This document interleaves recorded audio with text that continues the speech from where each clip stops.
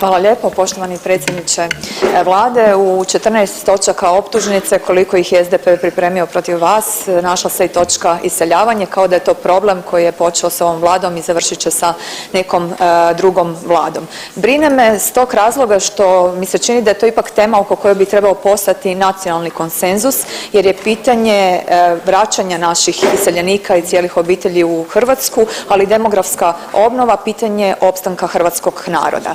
Da ipak rezultati postoje govori i činjenica da se 17.000 ljudi vratilo iz Irske, da iz Njemačke imamo više povratnika nego što imamo onih koji u Njemačku odlaze i možemo reći da i rast BDP-a i kreditni rejting i povećanje plaća i mirovina, sve to doprinosi sigurno tom jednom pozitivnom ozračju. No, ja vjerujem da doprinosi povratku naših ljudi i činjenica da smo najsigurnija zemlja u Europskoj uniji, ali i najave da će ova Vlada osigurati priuštivo stanovanje za mlade obitelji.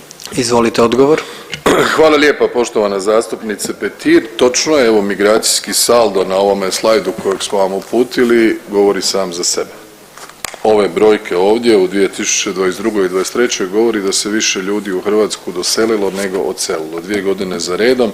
Trend je naravno prouzročen time što je dio onih naših sugrađana koji je iskoristio slobodu kretanja u prvim godinama članstva sada uslijed niza okolnosti pa i ekonomskih kriza u nekim članicama Europske unije shvatio da je s obzirom na naš skok sa 62% prosječne razvijenosti na razini Unije na 77% ekonomska situacija u Hrvatskoj takva je prilike za pronalaženje posla pa egzistencije za sebe i obitelji povoljnija nego u inozemstvu.